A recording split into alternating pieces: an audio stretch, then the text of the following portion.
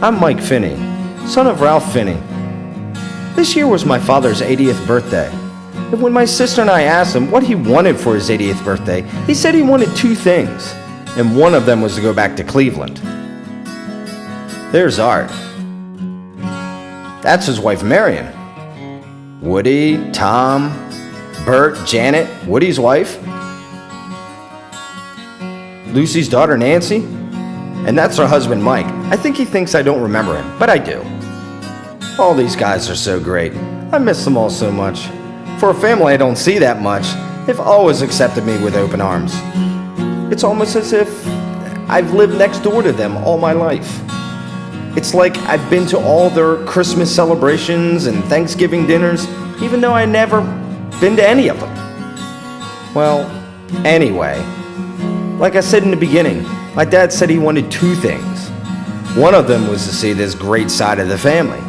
The other was for me to do a documentary of some of the wonderful stories of our past. So Dad, happy birthday.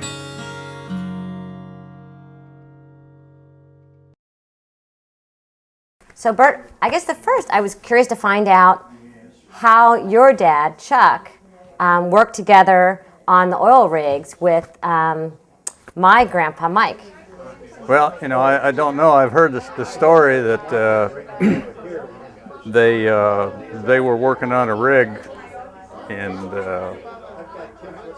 it was a dry hole, and the contractor ran out of money, so they took the rig in lieu of wages. That one I don't recall. So then they had the rig themselves that they would take around at that point? Right. They bought a rig from somebody, Right. and it was a number 4 National. If you know anything about the old standard rigs, it was a takeoff on the old standard rig. Now, I'd heard from my brother that my dad started out as a rig builder, and back in the early days of the oil fields, they would build a 4-legged mast or derrick, and they would just leave it on the well. If the well turned out to be a producing well, they would leave it on the well.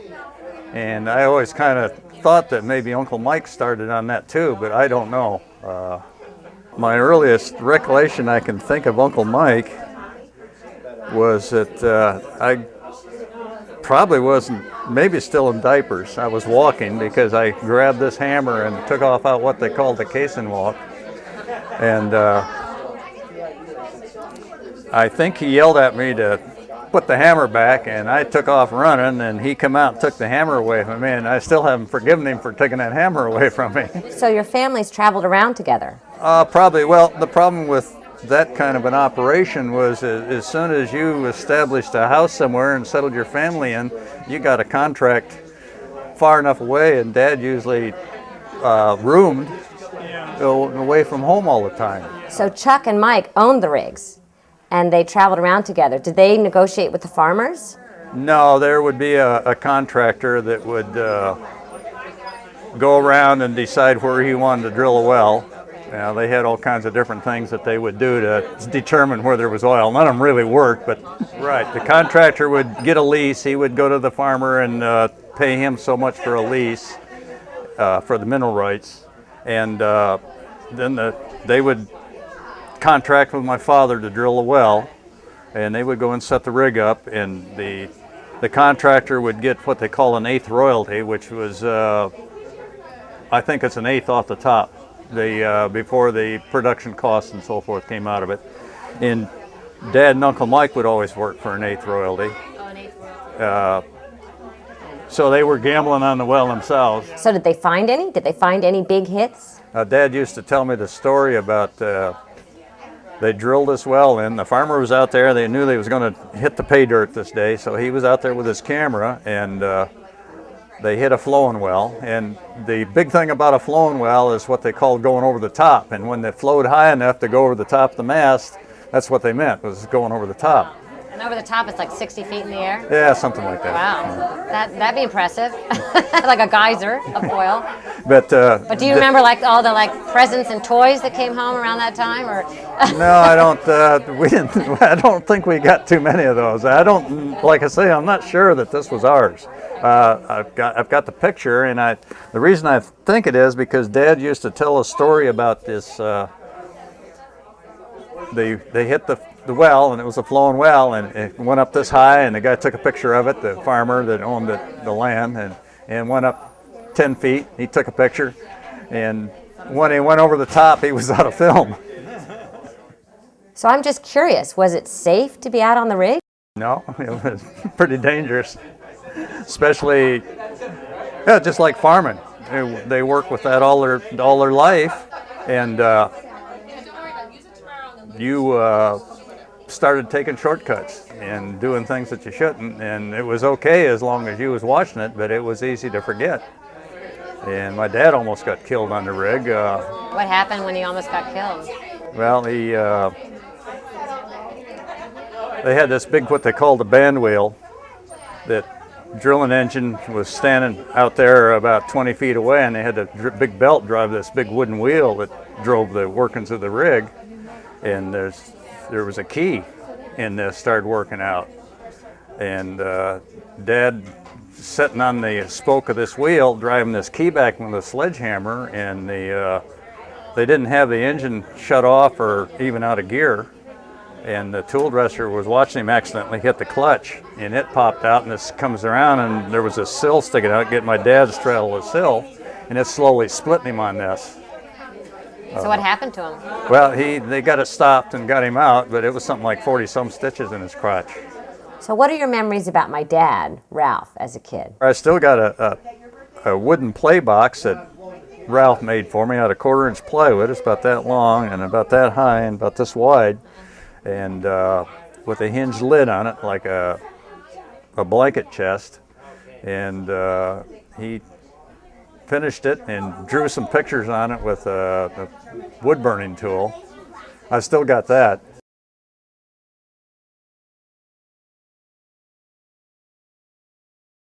So Dad, happy 80th birthday, and you're here on the hot seat.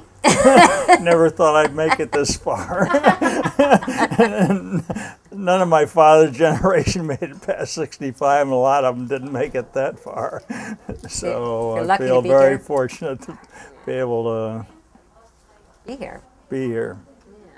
So what are your memories of the oil rigging that your dad did, the oil rigging business? Well, we weren't on the rig that often, but occasionally my brother and I would go out there, and we had a lot of time on our hands. So what we would do would be get a long crowbar and tie a rope on it and pretend that we were drilling. It would be like the string of tools that Bert described, and we'd just make a hole in the ground, pretend we were drilling a well. I never found any oil that way. never found anything except mud. So tell me about, I've heard stories about making trouble with nitroglycerin. What was that about? One of the things we did, we got a short piece of pipe with a cap on the end and drilled a hole in it and made a cannon out of it. And we discovered how to make black powder and went down to the drugstore, and the druggist acted a little suspicious when we were asked for ammonium nitrate. As well as he should be. and sulfur. But he gave it to you. But we got it, and we went home and mixed. How old were you? High school, I guess. So the druggist gave it to you. Mid-teens, 15 to 18. And we learned how to, you mix it up, and in order to see if you have the right mixture, you'd put it on fire and it would burn, and whatever left over, there was too much of that. If you had sulfur left over, then you had too much sulfur in it, and so forth. So what we do, we'd take this cannon and put a wad of cotton down the barrel, then put a marble on it, in it. A cannon. and then had the little hole. We'd put a fuse in the little hole and light it, and then the cannon would go off and the marble would. So this is in your kitchen? No. We lived next to a school, and we'd shoot it over the roof of the school. So wasn't there one with a kitchen ceiling and blowing up on the kitchen ceiling? We discovered in the chemistry book what the formula for nitroglycerin was. You mix nitric acid and sulfuric acid, and then you put cotton in it, and the cotton would react, and the sulfuric acid would absorb the liquid that came off. And what they didn't tell you is that it's exothermic, and that it gets hot when you mix them together. And it got hot, and it went poof. Fortunately, we mixed it in a glass test tube, and we're just fortunate that it went in the ceiling and it didn't go sideways. So was this one of those tricks that your dad was proud of? You were telling me your dad was proud of your tricks. My brother and I both had BB guns, and we would shoot cans and did a lot of target practice and so forth. And one of the things we learned to do was take a kitchen match and stick it in the ground, and then shoot the BB gun and hit the head of the match and light the match. And Dad was always thought that whenever some stranger came, he would come and have us display what we could do. What are your memories of your dad? Oh, he was respected by a lot of people, and was fairly gregarious, outgoing, liked to joke around. When we come to Cleveland here, there was the Bailey family, which apparently was a fairly large family, and all the Finneys knew all the Baileys, and they'd always kid when they saw one of the Baileys. The Finneys can lick the Baileys anytime, but there's never any fighting. It was all just joking around. So how about your mom? As I say, she was fairly easygoing. Was not a strict disciplinarian. I mean, when we did something we shouldn't, we knew about it, but we didn't get spanked and weren't pushed around. No handprints on your. No handprints on my fanny at all. So it was hard having a relationship with your dad. What was that like for you as a kid?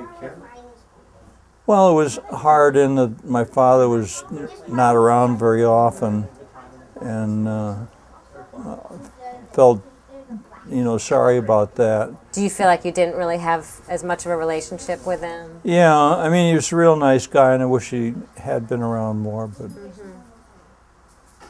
So how about moving around? Did it feel like you just make friends and then you get? No, I didn't make friends. That was the problem moving around. I was never in a place less than a year. I mean, more than a year, or maybe 2 years at the most. So I never really made friends. My brother and I, that was the most companionship we had. And the problem is that not having a lot of money, we had one tricycle, we had one wagon, and it was all sharing. It wasn't my wagon, his tricycle. It was our tricycle and wagon. Wow. So that sounds like it was really quite intense because you were all each other had, and and you were always together. And then later in life, though, you didn't remain really close. Well, there was a certain amount of squabbling over what's mine and what's yours, and so forth. So that we weren't extremely friendly. There was always a bit of tension involved, and I guess that's why we weren't really close after we got through school. So you went all the way through Michigan together. You both went. Yeah. So and you shared a house, right? Because your mom moved to be with you. When my father died, I had been living in the dorm for a couple years at that point, and Earl was just on the verge of coming to school there, so it made sense to buy a house and move there. So my brother never lived in a dorm, and we helped take care of the house and all that sort of thing. You stayed together as a family right through college. Yeah. And my grandmother, when she was very sick near the end, came and stayed there for a while, but that was kind of a strain having another person there. And so finally, when she wasn't too well. She came to a nursing home here in the Cleveland area. And So your college years weren't like wild and out partying. You were No. living with your mom. I was fairly serious. I really enjoyed studying. It was, for me, it was fun. So tell us about your first impressions meeting our mom. I was living with a couple other guys, and we got a boat. It was on the bottom. It was sunk when we bought it, and we pumped it out and got it fixed up and got it going. And we wanted to take it out, and I didn't have a date, so. And where this was on the Chesapeake? I was on the Where's the boat? Chesapeake, yeah. Is it in Middle River? Was that in Middle River? No, it was down Broad Creek, or one of the creeks in Patapsco. And so he said he'd get a date, get dates, and even the one that he was going to ask to make it, so that it was a couple of people that weren't really prime prospects in the beginning, and so we went out. Now, Diana was another one of them. Yeah. Right? And she brought. Yeah. How did that work? She brought Yeah. Mom. Yeah, because Mom was a roommate, and so. So how did you? So at what point did you decide you? Well, I decided almost instantly, and Diana decided that I was hot material. So we had a triangle going. And yeah, and So you decided instantly. So you just, was it a sort of love at first sight sort of thing? yeah, I guess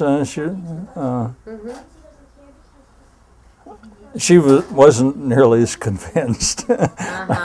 She took some pursuing.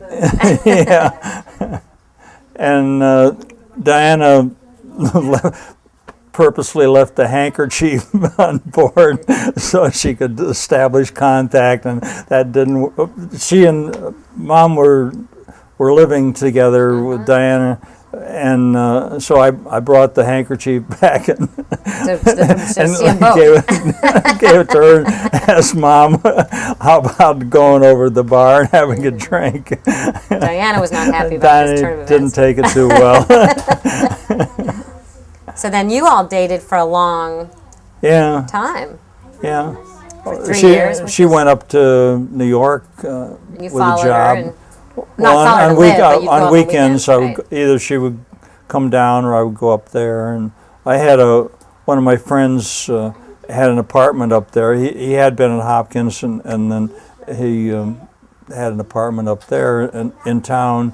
So he sometimes was out of town and would just let me have the key to the apartment, and I would stay there, and we would see each other on weekends. So when did you decide you wanted to marry her? Oh, pretty soon. Instantly on the boat on the first date, or Yeah. yeah? Wow. So it took you 3 years to convince her. Is that basically what happened? Yeah. So now that you're 80, you look back at your life. What do you think about it, and what do you do now that you're 80? I really don't look back. I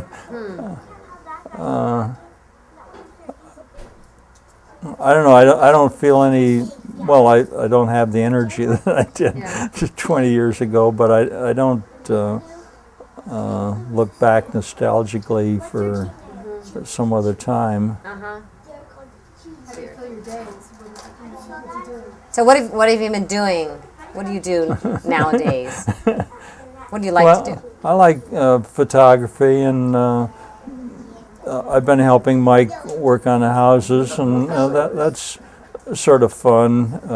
It's a challenge, and it's also a feeling of accomplishment to see something take shape, be sort of a mess, and something nice come out of it. You like to be able to contribute. And Yeah, yeah. He's not very demanding. I do a lot of running to the store and getting stuff. It doesn't require a lot of physical energy, but is useful.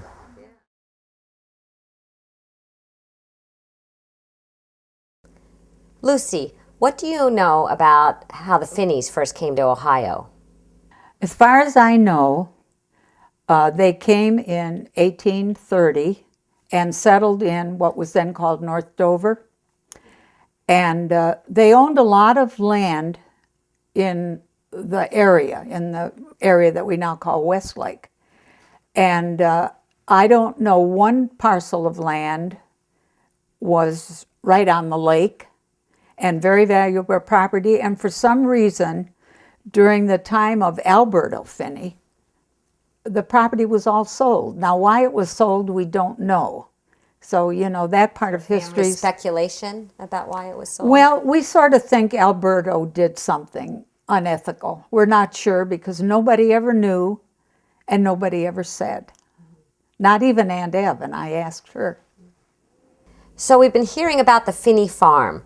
Tell us about the Phinney farm. Well, maybe they were talking about when my father remarried Louise Myers, she had a farm. And her family had all died. She only had a brother and mother, and they had died very, quickly and young. And my father and Uncle Charlie then were asked to run the farm, which they did. I mean, it was 14 acres of grapes, and they had apples and peaches and, strawberries, raspberries, the whole thing. And then my father married Louise Myers. And Uncle Charlie dropped out of it. And then he probably went back to his earlier days when he was a driller. So then the earlier family they didn't own a farm, they weren't farmers. You were talking one of them was a postmaster. That was one of the early Finneys. His name was Benjamin Phinney, and he was the second postmaster of Westlake, which was then Dover. And one of the Clemens was first postmaster. So we were all related to the Clemens through the Brown family. Mary Brown was the mother of Celia and the Clemens family, and Rachel Brown was our ancestor. So that's how our connection is. So there were more than neighbors. They were actually We were family. relatives, yeah. Shirt tail, sort of. Alberto Calvin Phinney. What did Alberto's family do? I have no idea, but I think he was a farmer because he owned property in Westlake. My dad never talked a lot about him.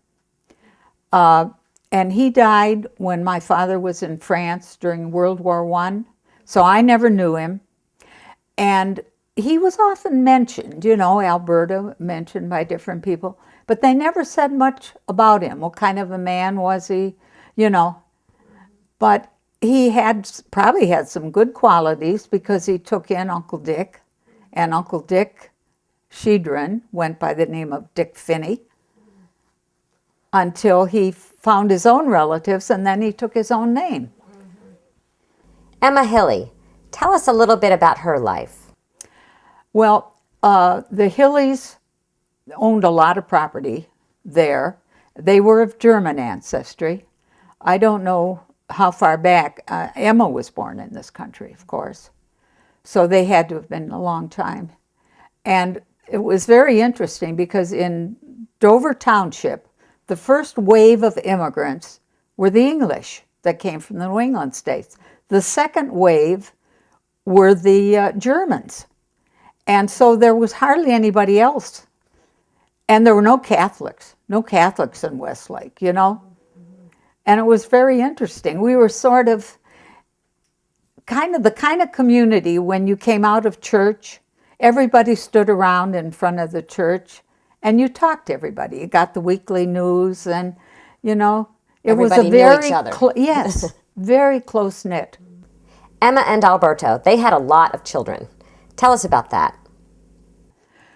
Well, of course, I never knew my grandfather, But they had, of course, Uncle Dick. He was first, and his name was Richmond. Then they had Aunt Goldie, who was born with the cleft lip and the cleft palate and club feet. And they said she weighed less than a pound and was kept alive by keeping the oven door open so they could keep the house warm. You know, there was no central heating, right? So that was the incubator, the Yeah, that was neonatal the incubator, yeah. Then there was my dad and Uncle Veen, who was Sylvanus, and Uncle Myron, Chuck, and Evelyn. Now, Emma was in there somewhere, and I don't know where she was. She died. Emma died, yes, she swallowed a peach stone. She was 7 years old and died of peritonitis.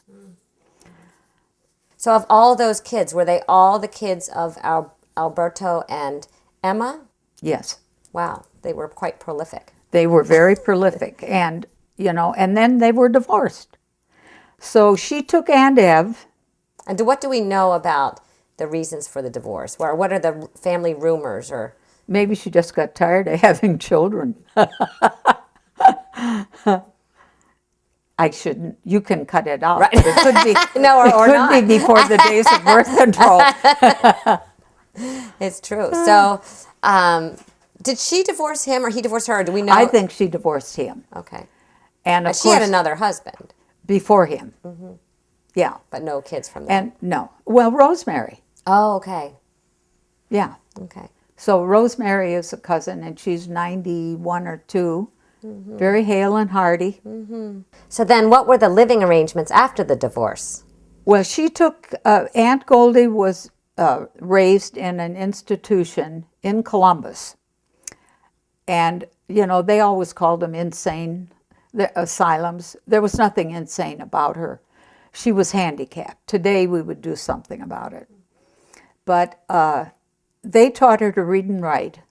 And at some point in time, the Clemens took her out and raised, and she lived with them till the last one died. What were the Clemens like?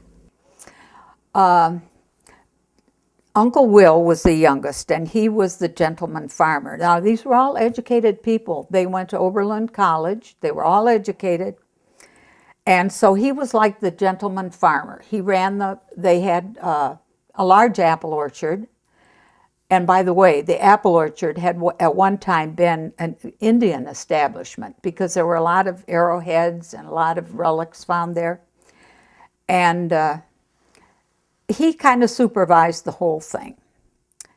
And the boys worked for him. Emma, I think, was next, and she was a nurse.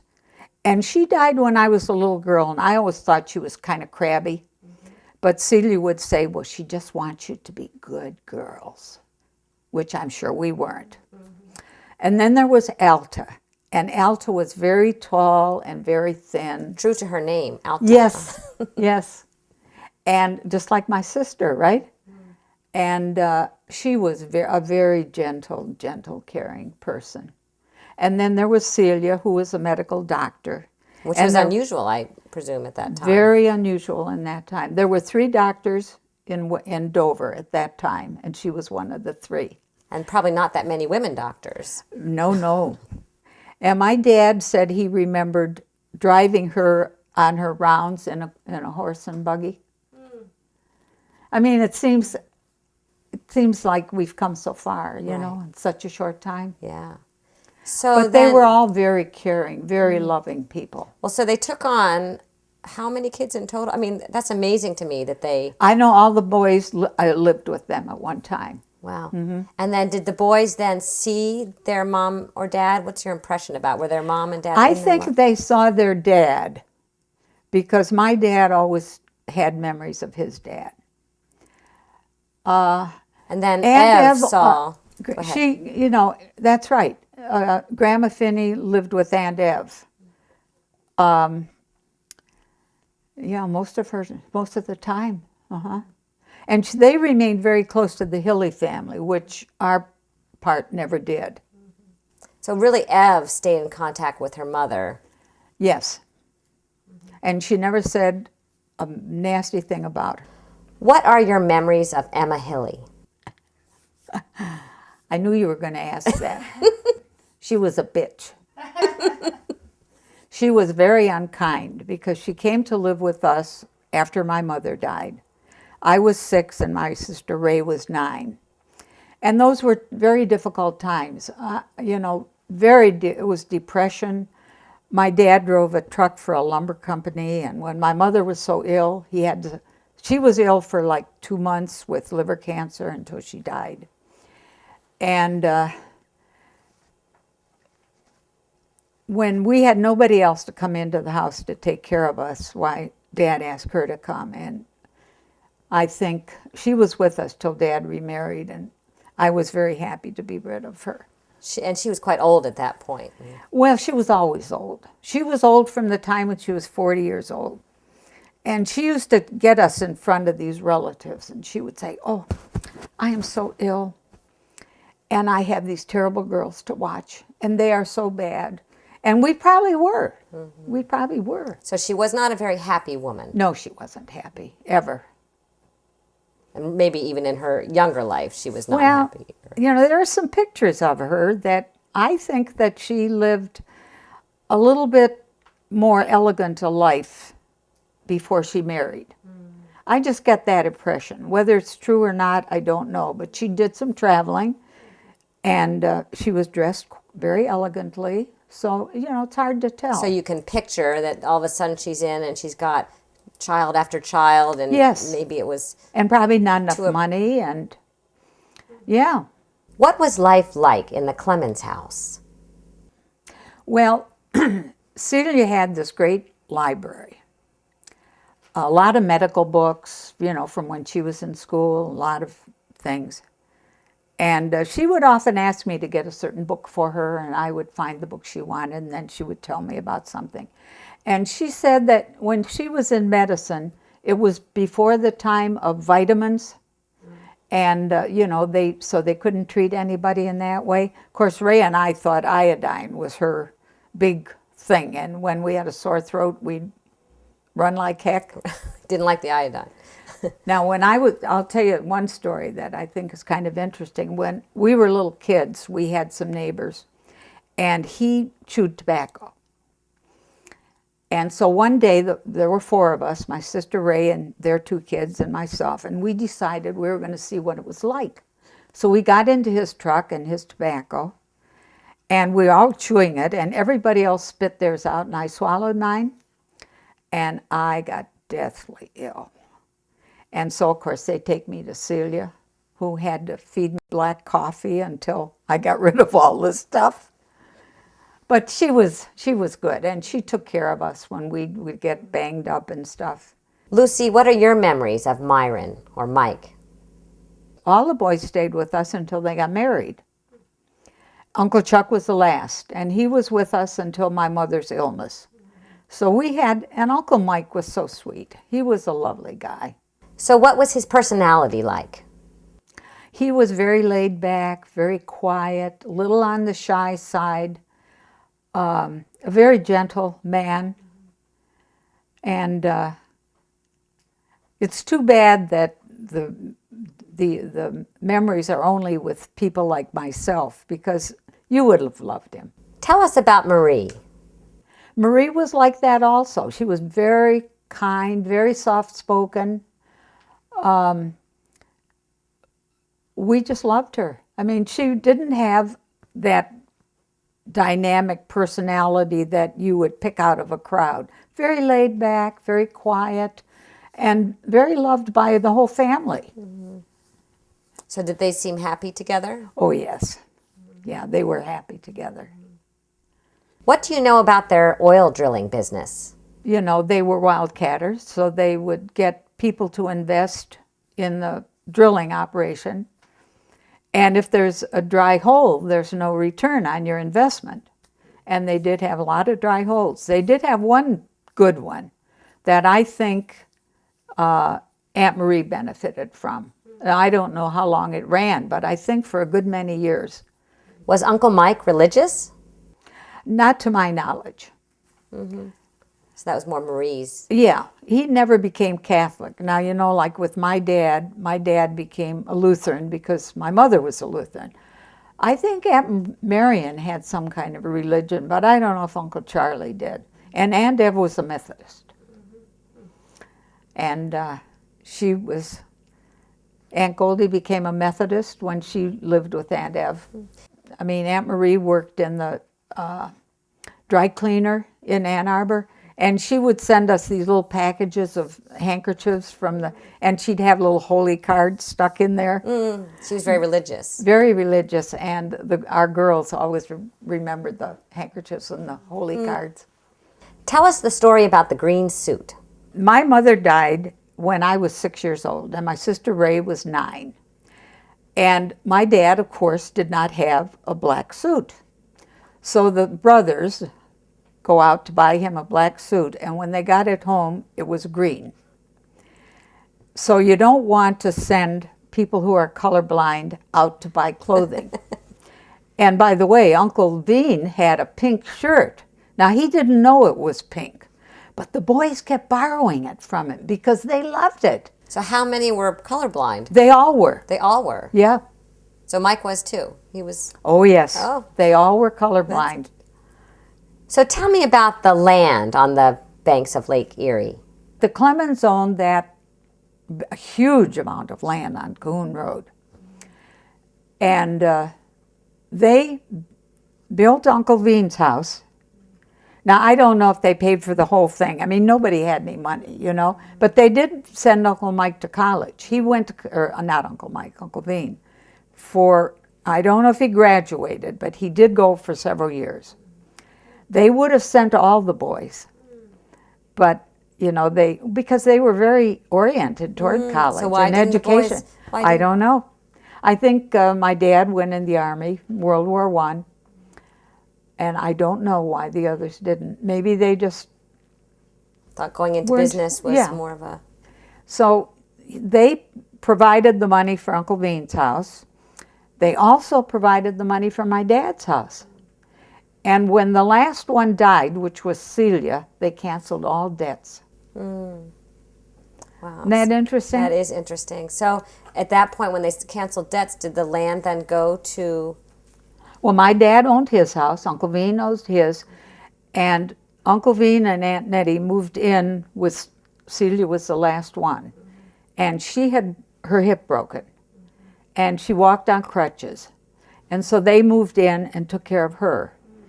And then Aunt Goldie was there also, you know, till the last one died. Aunt Goldie was there. Right, right. And then she went and lived with Aunt Ev after that. But then they left everything to Uncle Veen. And so the house that Marion is in. Was theirs. And the house that Clemens lived in went to Uncle Veen, plus all the land. That's how Bob Phinney got all that land for the golf course and everything. Interesting. And then I-90 took it, so, you know. So he sold. So he sold and the highway went through. I remember the highway being built. Now, I don't know, Alta built the house next door, and she must have bought that land from somebody. Right next to the cemetery, Right. where Alta lives, the Aunt Ev built that house. Right. Well, I guess it's Marion who was telling me how she and Art actually bought the house from another Phinney. Shirley. From Shirley. Yeah. Okay. Bob and Shirley were the survivors of Uncle Veen. And Shirley died very young of liver cancer, and now Bob just died recently. And there are no Finneys left in Westlake.